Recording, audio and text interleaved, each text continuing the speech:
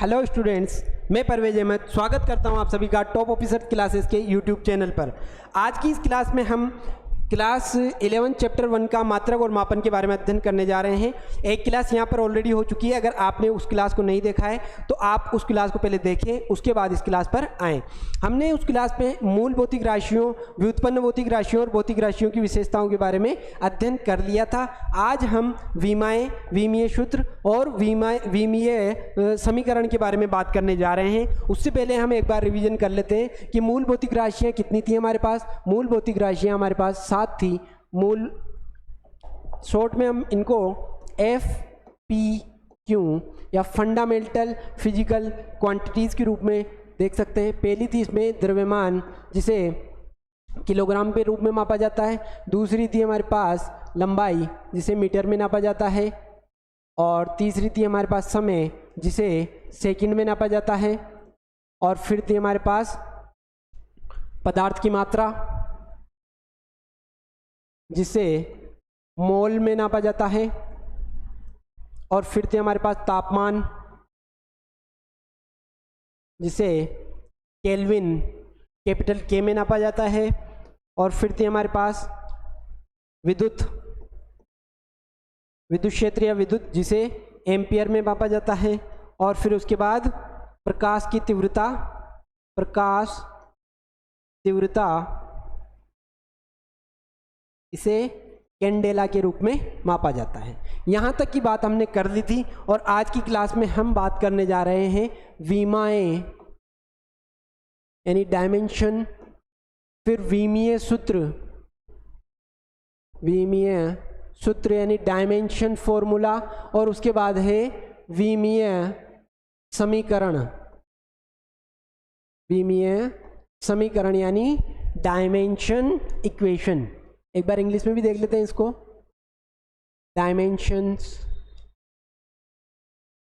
Dimension formula.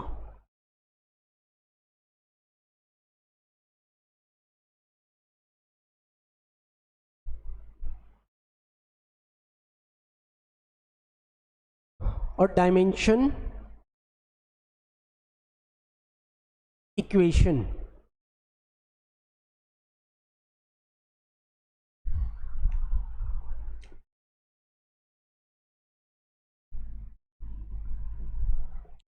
इसके बारे में देखते हैं कि डायमेंशंस क्या होती है। विमाएँ, किसी भी चीज़ की विमा देखने से पहले ये देख लीजिए कि उसकी जो मूल भौतिक राशियाँ हैं उसके फॉर्मेट में उसके पास क्या क्या है। जो व्युत्पन्न भौतिक राशियाँ हम ज्ञात करेंगे या किसी का सूत्र ज्ञात करेंगे तो उसमें हमें केवल ये देखना है कि इसके पास जो मूल भौतिक राशियाँ हैं उनमें से मुख्य रूप से क्या है। और मूल भौतिक राशियों के मुख्य रूप से मास यानी द्रव्यमान, लंबाई यानी लेंथ, और टाइम यानी समय, इन 3 फॉर्मेट के रूप में मुख्य रूप से हमें विमाएँ देखने को मिलती है। कि किसी भी सूत्र की अगर विमा देखनी होगी तो उसमें M, L और T के फॉर्मेट में हमें देखनी होगी। जैसे फॉर एग्जांपल मैं ले लेता हूँ यहाँ पर चाल। तो चाल को विमीय सूत्र के, ये नॉर्मल सूत्र के रूप में क्या लिख सकते हैं हम, दूरी बटा समय। चाल का सूत्र होता है यही। अब दूरी को किस में नापते हैं, लंबाई में, समय को T में यानी सेकंड में। अब इसको अगर विमीय रूप में लिखना हो तो यहाँ पर हमारे पास क्रमानुसार प्रथम रूप पर क्या है, M यानी मास द्रव्यमान। तो इसमें मास वाली राशि यानी चाल वाले फॉर्मेट में द्रव्यमान का कितना मान है, तो द्रव्यमान है यहाँ पर 0। तो द्रव्यमान कितना है हमारे पास, 0। तो M की पावर 0। फिर उसके बाद है हमारे पास L। तो L की पावर कितनी है हमारे पास, 1। और T की पावर कितनी हो जाएगी, जब T ऊपर जाएगा तो इसकी पावर हो जाएगी हमारे पास -1। तो ये जो हमारे पास आई 0, 1 और -1, इनको जो कहेंगे हम, इनको कहेंगे हम विमा या डायमेंशन। इनको क्या कहेंगे हम, डायमेंशंस या विमा कहेंगे।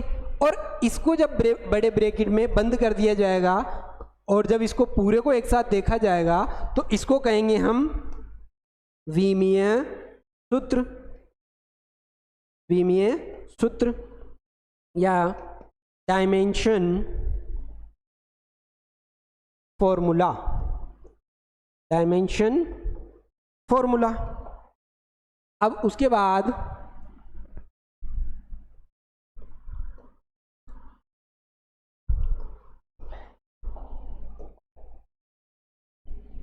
ये है एक फॉर्मेट हमारे पास कि चाल बराबर दूरी बटे समय, और चाल का जो फॉर्मूला है बेसिक फॉर्मूला ये होता है, और उसकी जो विमीय सूत्र बना उसका वो ये बना। इस पूरे को यहाँ से लेकर वहाँ तक जो एक समीकरण बनी, इस समीकरण को हम बोलेंगे विमीय समीकरण, विमीय समीकरण या डायमेंशन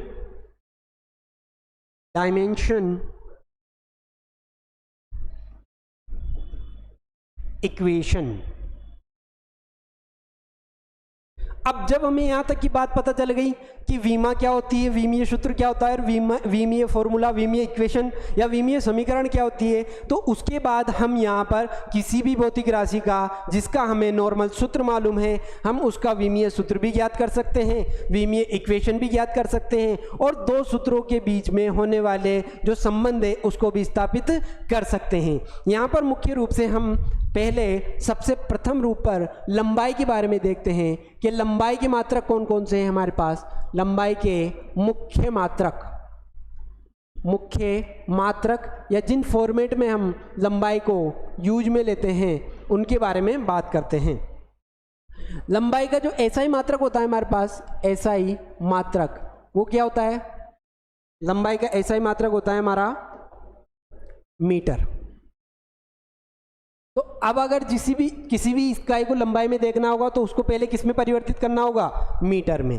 तो अब जैसे मान लो कोई क्वेश्चन है आपके पास, उसमें आ गया कि 100 सेंटीमीटर लंबे तार में इतना विस्थापन है या इतनी चाल है, तो उसकी विमा ज्ञात करो।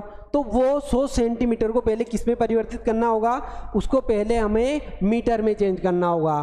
तो इसके लिए हम देख लेते हैं कि 1 मीटर में कितने सेंटीमीटर? 100 सेंटीमीटर होते हैं।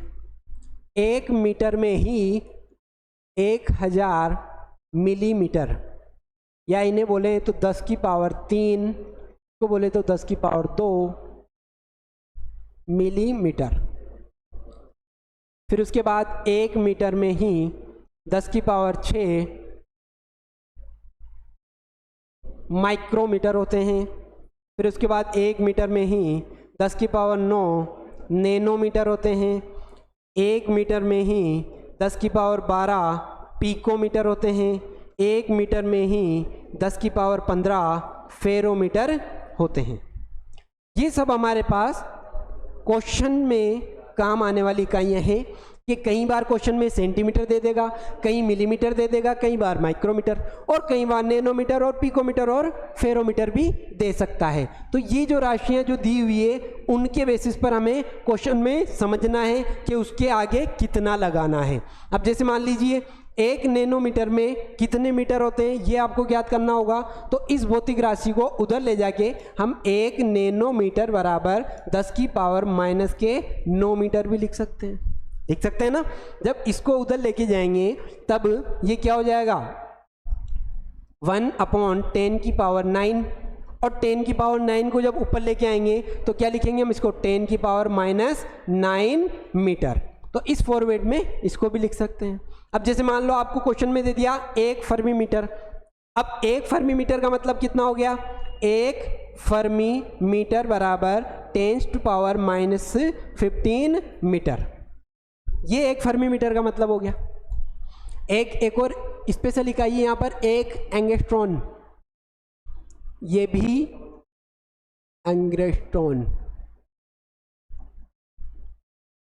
ये भी लंबाई की ही एक इकाई है, और इसमें होते हैं 10 की पावर -10 मीटर। कितने होते हैं? 10 की पावर -10 मीटर।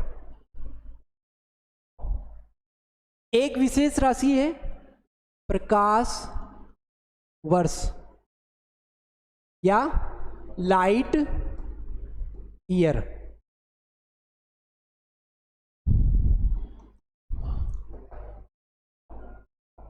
मुख्य रूप से जब बड़ी दूरियों को मापा जाता है, खगोलीय रूप से दूरियों को मापा जाता है, तो उस दूरी में उसमें हम नॉर्मली मीटर में नहीं नाप सकते। तो उस कंडीशन में हमें प्रकाश वर्ष या लाइट ईयर का प्रयोग करना होता है। अब प्रकाश वर्ष का मतलब कितना होता है कि प्रकाश की चाल से जब कोई कण एक वर्ष तक सतत रूप से गति करता रहे, तो उस कंडीशन में जितनी दूरी तय करेगा उसे ही हम क्या कहेंगे, एक प्रकाश वर्ष।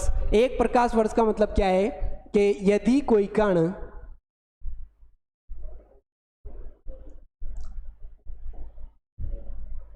प्रकाश की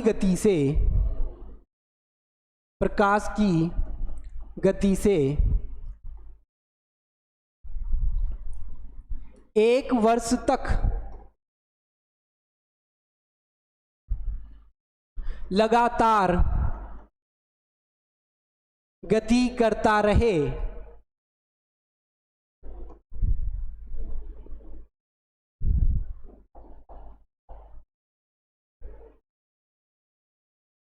तो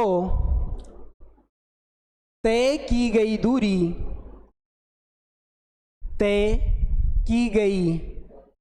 दूरी एक प्रकाश वर्ष कहलाएगी। एक प्रकाश वर्ष या 1 लाइट ईयर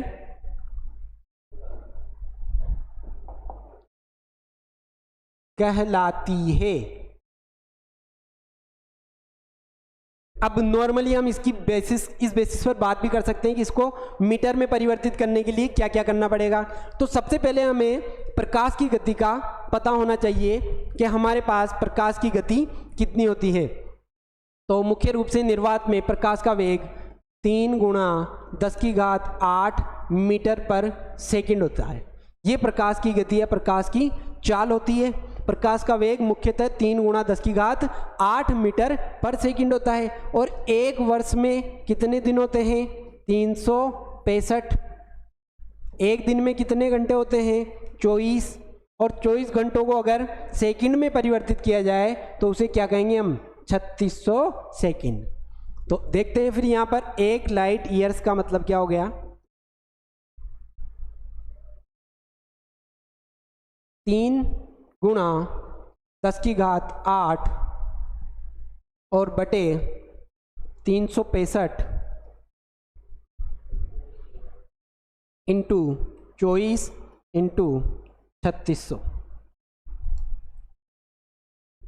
इसको गणना करने पर जो हमारे पास भौतिक राशि आएगी मीटर के फॉर्मेट में, इसको ये कैसे किया हमने, ऊपर जो लिखा हुआ है वो पूरा कितना है, मीटर पर सेकंड। अब मीटर पर सेकंड को अगर सेकंड नीचे सेकंड वाले पोर्शन को, ये क्या है हमारे पास समय कितना है सेकंड में, इसको हमने सेकंड में परिवर्तित कर लिया ना, 365 इंटू 24 × 3600। तो ये सेकंड में परिवर्तित हो गया, तो सेकंड से सेकंड वाली राशि कट जाएगी और जो हमारे पास राशि आएगी वो क्या हो जाएगी, वो हो जाएगी हमारे पास मीटर में। तो इसका मान कितना आता है मुख्य रूप से कि एक लाइट ईयर्स में 9.46 इंटू 10⁻15 मीटर। एक प्रकाश वर्ष में जो दूरी होती है वो होती है हमारी 9.46 इंटू 10⁻15 मीटर। किलोमीटर की फॉर्मेट में देखना हो इसको तो यहाँ से 3 जीरो हटा देंगे, 9.46 इंटू 10⁻12 किलोमीटर।